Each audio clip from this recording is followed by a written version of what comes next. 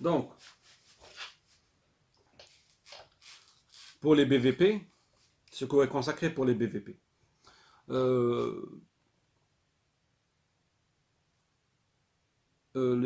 les années 60,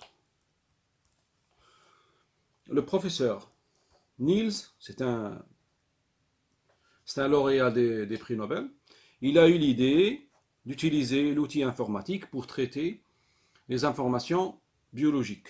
C'est de là que naît la bioinformatique. La bioinformatique.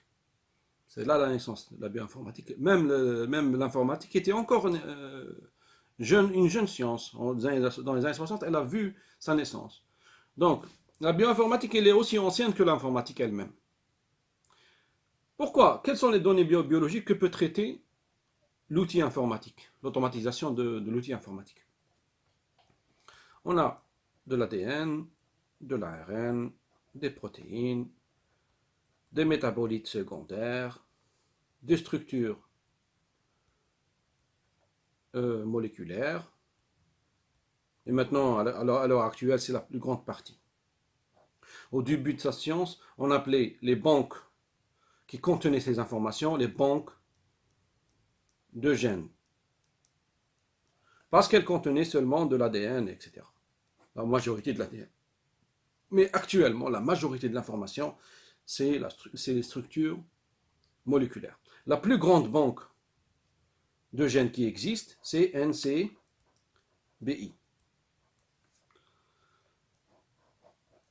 C'est la plus grande et la plus utilisée. C'est une banque généraliste qui contient de tout, de l'ADN, des protéines, etc., de tout. Il y a des banques spécialisées qui sont utilisées seulement pour stocker l'ADN des rats, des souris, des chevaux, des cobayes, des humains. Il y a des banques spécialisées pour les cellules cancéreuses, pour les bactéries lactiques, etc. Mais il y a aussi des banques généralistes, comme la NCBI, c'est la plus grande banque généraliste, elle contient de toute information. À partir de tous les organismes vivants existants.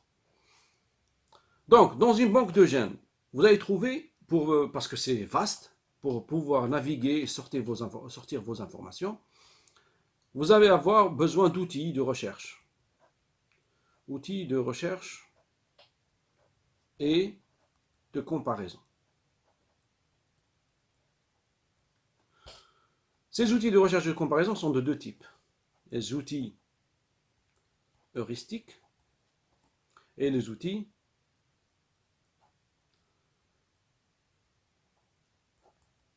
fonctionnels. Ils ont deux modes de comparaison différents. Les outils heuristiques cherchent les vraies ressemblances. Et les outils fonctionnels cherchent les ressemblances de fonctions. D'accord? Donc je vais vous donner un exemple des outils heuristiques et un exemple des outils fonctionnels. L'exemple des outils heuristiques, c'est BLAST. L'exemple des outils fonctionnels, c'est PsyBLAST. Commençons avec BLAST. BLAST peut accepter de l'ADN, des protéines, de l'ARN que vous pouvez mettre dedans. Si vous séquencez, par exemple, ici, c'est une séquence protéique, la séquence numéro 1. Ça, c'est votre séquence, par exemple. Ces lettres signifient, chaque lettre, c'est un acide aminé. Donc, la protéine que j'étudie, qui appartient à une espèce donnée, elle existe déjà. Il y a déjà un scientifique qui a travaillé dessus, sur la banque. La même espèce. C'est pareil. C'est la même espèce. Sauf que, dans la nature, il y a un phénomène qui est la mutation. Donc vous voyez que les deux séquences ne sont pas de la même longueur. L'outil BLAST compare par couple de séquences. Donc vous lui donnez votre séquence, il va prendre une seule séquence de la base, la comparer à la vôtre, il va respecter la position, donc premier acide aminé, premier nucléotide, il va comparer avec le premier de la séquence qui est en face, il va les comparer, etc., et donner des notes, et à la fin donner un pourcentage de ressemblance. D'accord? Et il met la séquence à côté. Alors, et il prend une autre séquence, donc il compare par couple, par deux. Donc, là, il fait la même chose en respectant la position. Il va comparer et donner un pourcentage de ressemblance. Et à la fin, il va vous donner un résultat de plusieurs séquences selon leur pourcentage de ressemblance qui, qui sont proches de votre séquence. Ici, c'est la même séquence, c'est la même espèce, c'est la même enzyme ou c'est la même protéine, d'accord? Mais malheureusement, vous voyez qu'il y a une petite différence. Elle est due à la mutation. Donc, il y a eu des délétions ici. Donc, l'outil heuristique compare base par base. Si c'est de deux séquences ADN, donc première base avec la première base, etc., etc., etc., etc. Ou il compare acide aminé par acide aminé. Si c'est des protéines, donc premier acide aminé avec le premier, deuxième avec le deuxième, troisième avec le troisième, etc. Il vous donne des scores de ressemblance. Mais, puisqu'on a le problème de la mutation, pour comparer,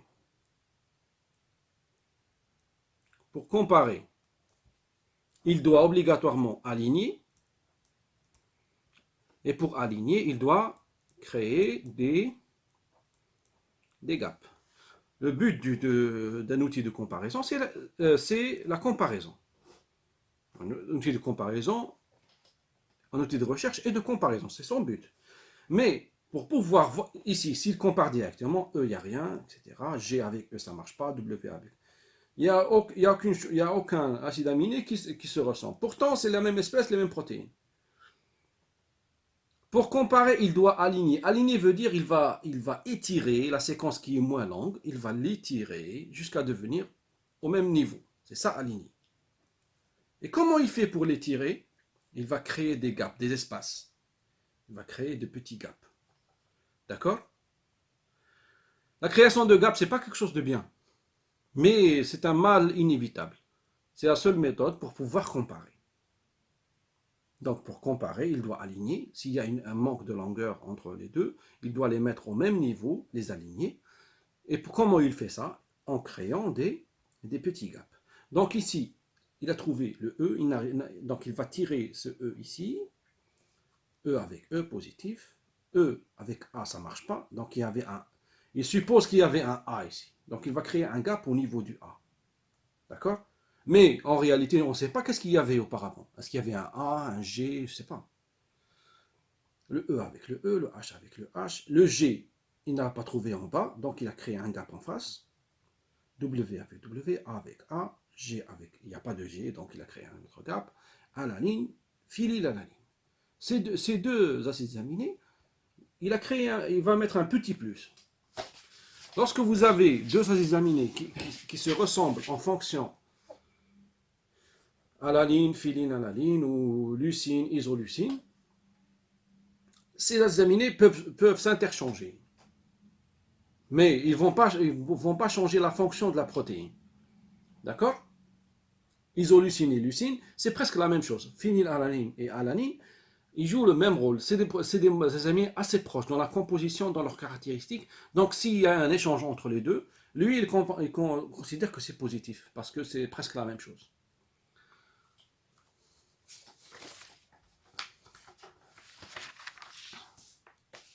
BLAST, il contient des informations pour pouvoir comparer. Il contient dans ses bases, dans son algorithme, il contient ces informations. Première des choses, il a ce tableau à l'intérieur. Ce tableau, c'est la codification des acides aminés. Donc chaque codon va me donner un acide aminé. Par exemple, TCT, ça va donner serine. CCT, ça va donner proline. Vous voyez que certains acides aminés ils sont codés par plusieurs codons différents. D'accord? Aussi, ça lui permet de comparer l'ADN avec les protéines parce qu'il connaît le code. Ou protéine, ou ADN, ARN, ARN, protéine. Donc, il peut inscrire de l'ADN en protéines facilement à cause de ça. Deuxième des choses, il contient aussi ces informations sur les caractéristiques des acides aminés. Les acides aminés contiennent,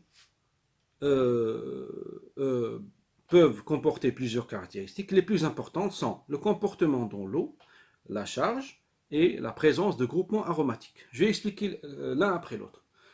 Le comportement dans l'eau, soit il est hydrophile ou hydrophobe, soit l'acide aminé il aime l'eau, soit il déteste l'eau. Donc vous voyez ici hydrophobe, donc tout ça est hydrophobe. Ceux-là ici sont hydrophiles. Qu'est-ce que ça peut... Pourquoi c'est important? Pourquoi je l'ai classé en numéro 1? Les molécules, il y a une règle dans la biochimie et dans l'enzymologie qui veut dire la forme est égale la fonction. Une molécule comme une enzyme, elle contient une forme. Elle contient une forme. Elle a un site actif. Par exemple de catalase, le site il est en forme de bec de perroquet. Donc pour découper une molécule, si on a une molécule comme ça qui est mutée, qui n'a pas de site actif, elle ne pourra pas faire sa fonction. Donc elle fait sa fonction grâce à la forme qu'elle a. Qu'est-ce qui crée ces formes-là? Les hydrophiles, si vous avez une protéine qui est hydrophile, elle est complètement plate. Parce que toutes les molécules tirent à l'extérieur. Donc vous aurez comme un ballon. D'accord? Les hydrophobes, au contraire, ils tirent à l'intérieur parce qu'ils ont peur de l'eau. Donc ils vont chercher à se cacher à l'intérieur de la molécule. C'est eux qui créent les sites actifs. Deuxième fonction, la charge. Elle est soit positive, soit négative. Ici, vous voyez, ces deux-là sont négatifs, les autres sont chargés positivement. Ces deux-là sont négatifs et ces trois-là sont positifs. Pourquoi j'ai besoin de cette forme? Par exemple, l'enzyme ligase. Elle a des bras pour pour attraper des protéines, des molécules et les lier ensemble. À l'extrémité de leurs bras, elle a des charges. Si la molécule elle est négative, elle doit être chargée positivement pour s'accrocher comme un aimant, et prendre cette molécule, il la lie avec une autre molécule. S'il y a une mutation et qu'il y a un remplacement des acides aminés chargés ici, donc elle ne pourra plus attirer cette molécule et faire la réaction. D'accord? Donc la deuxième en importance, c'est la charge. Troisième chose, c'est la présence d'acides aminés aromatiques. Les acides aminés aromatiques, il y en a 4, F, Y, W et H. Ces 4-là contiennent des noyaux aromatiques qui contiennent un O. En réalité, ces noyaux aromatiques peuvent échanger des protons.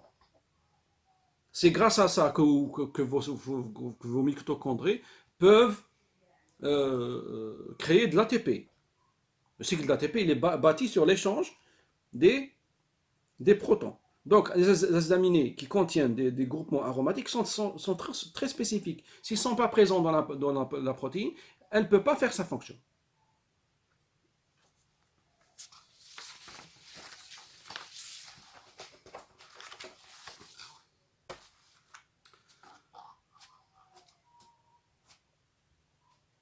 Donc, parlons des matrices. Lorsque vous voulez comparer votre séquence aux séquences qui existent sur la base, vous avez ce qu'on appelle les matrices de notation. Vous avez le PAM et vous avez le Blossom. PAM existe sur plusieurs formes. On a PAM 50, PAM 80, PAM 100, PAM 120 et PAM 250. D'accord? On a un gradient. Et aussi Blossom, vous avez Blossom, je pense 128, 62, 32, je pense 12, 6, etc. Donc c'est un gradient aussi. Pourquoi on a un gradient comme ça et il sert à quoi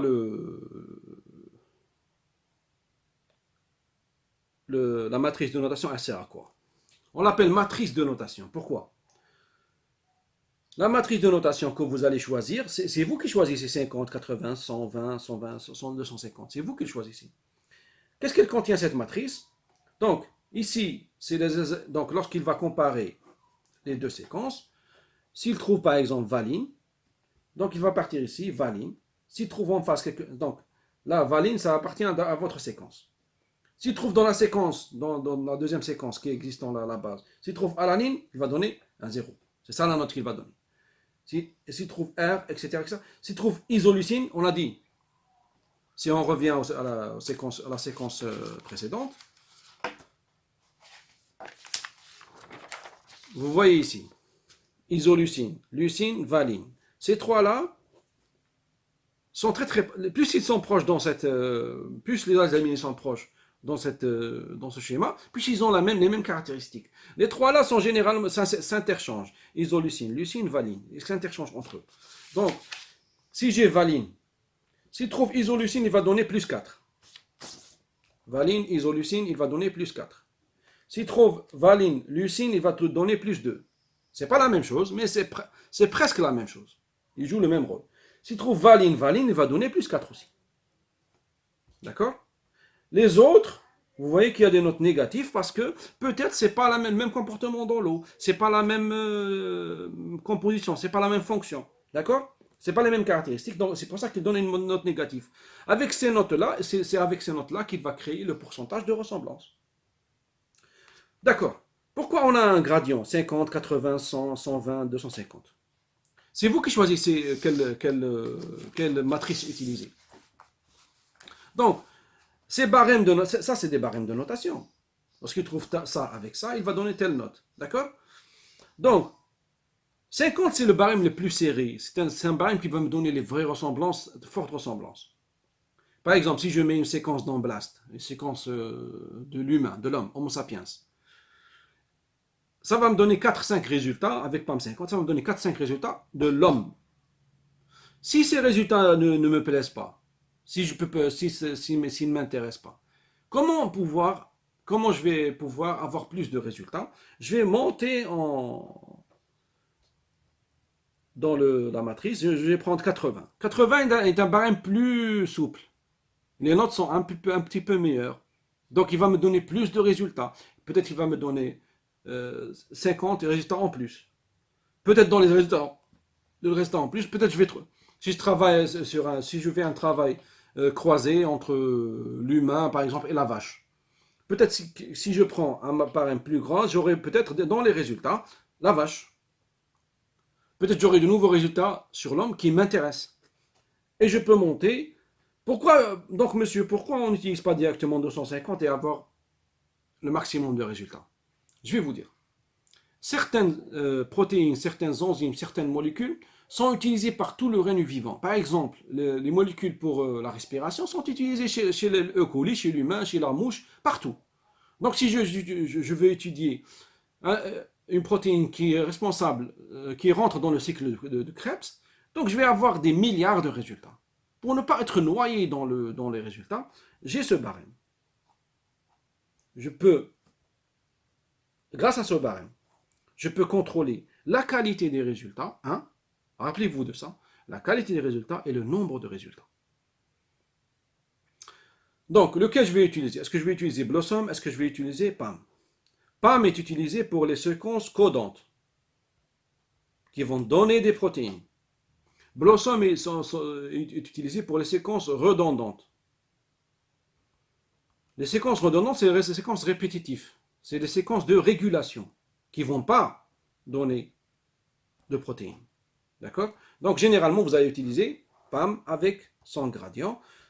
Vous pouvez commencer avec 100 et voir s'il y a trop de résultats, vous descendez. S'il y a très peu de résultats, vous augmentez la matrice que vous allez utiliser.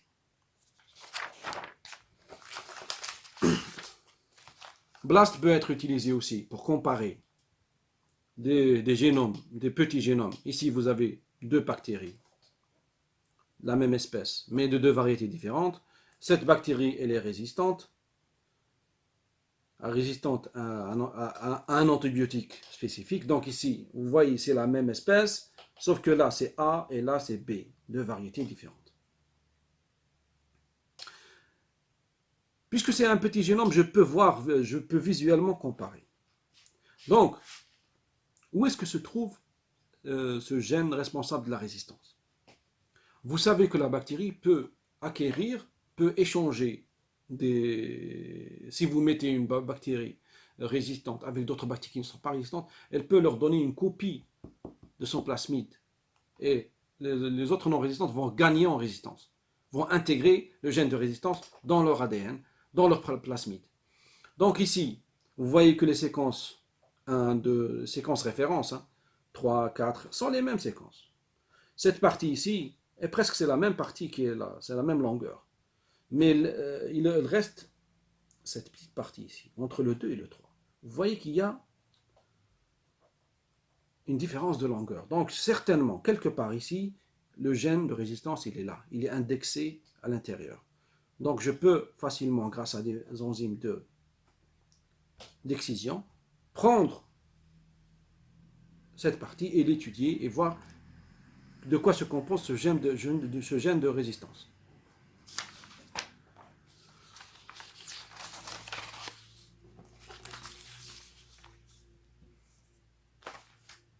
Un autre point,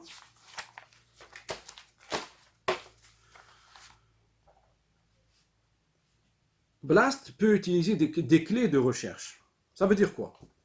Si j'ai une séquence comme le cas ici, c'est une séquence de l'hémoglobine du cheval, c'est une longue séquence, donc lorsqu'il va comparer, il va prendre plus de temps. Je peux utiliser par exemple le cas ici, dans ma séquence, il y a 3 acides aminés qui sont spéciales, qu'on va appeler clés. C'est une clé de recherche, HEA. Donc vous pouvez mettre, lorsque vous intégrez votre séquence dans BLAST, mettre en clé de recherche, vous mettez HEA. Qu'est-ce qui va se passer? BLAST ne va pas prendre toutes les séquences et les comparer avec la vôtre. Non, il va chercher seulement la clé HEA. Et c'est synonyme. HEA, HDA, HQA, HKA. Pourquoi synonyme? Parce que certains acides aminés, on a dit, peuvent jouer le même rôle. Donc HEA et c'est synonyme. Donc ça va devenir une condition. Il ne va pas comparer votre séquence, sauf s'il trouve HEA quelque part. S'il trouve HEA quelque part, il prend la séquence qui le contient, il va la comparer avec la vôtre. Donc ça limite le nombre de comparaisons et ça accélère la comparaison en général. Donc c'est une sorte de condition. La clé de comparaison, c'est une condition. Donc il va chercher dans la base une petite partie. Et c'est plus rapide, une petite partie, la clé. Il va chercher la clé et c'est synonyme à l'intérieur de la base. S'il trouve la clé quelque part, il va prendre la séquence qui la contient et la comparer avec la vôtre, donner un pourcentage de ressemblance.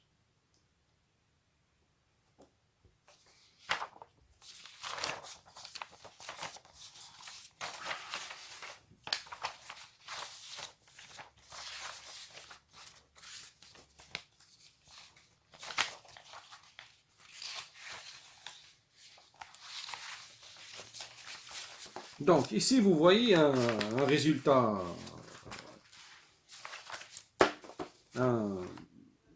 BLAST vous donne un résultat comme celui-là. Donc ici ils ont mis une séquence d'enzyme lactase d'Homo sapiens dans la base. Donc vous pouvez savoir que c'est la lactase de l'Homo sapiens, de l'homme, parce que généralement les premiers résultats, c'est les résultats de l'espèce sur laquelle vous travaillez. C'est les meilleurs résultats. Donc ici, vous voyez lactase Homo sapiens, lactase Homo sapiens, lactase Homo sapiens.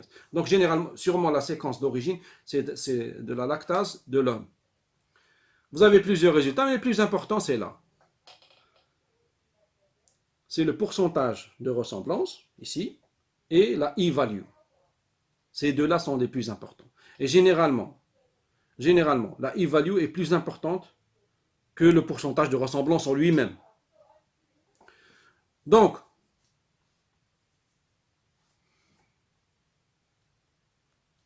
lorsqu'il va classer, des fois, il vous met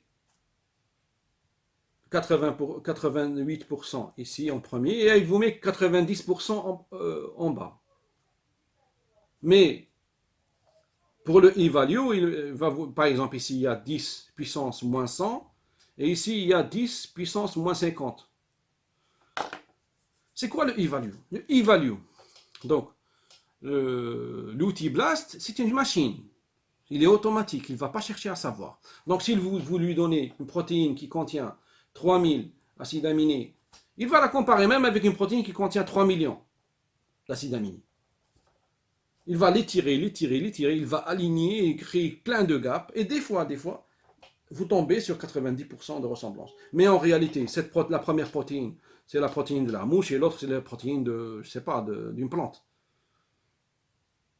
En réalité, ils ne se ressemblent pas parce qu'il a trop étiré, trop créé de gaps. Donc, pour avoir approximativement une idée sur le nombre de gaps qu'il a créé, il y a une valeur, c'est la e-value. Elle est proportionnelle. Plus on a de gaps, plus la e-value est grande. Donc, la e-value, plus elle est petite, moins il y a de gaps, meilleur est le résultat. Donc, s'il vous donne 88% avec 10 puissance moins 100 en e-value, il y a très peu presque pas de gap. Et là, 90, malgré ces 80, c'est meilleur que 88. Mais il y a 10 moins 50. Il y a plus de gap. D'accord? Quelle est la limite dans laquelle on peut accepter les résultats? 10 moins 12. Si e-value est inférieur à 10, à partir de 10 moins 12 et moins. 10 moins 20, 10 moins 15, 10 moins 20, 10 moins 50, etc. etc. Donc, la limite pour accepter un résultat, c'est 10 moins 12, vous vous rappelez de ça. Si vous avez 10 moins 10, ça ne marche pas. Si vous avez e-value est égal à 1, il y a énormément de gaps. 10 value égale à 10, il y a créé des milliards de gaps. D'accord? Donc, la limite pour accepter, c'est 10 moins 12. Si c'est moins, c'est meilleur. D'accord?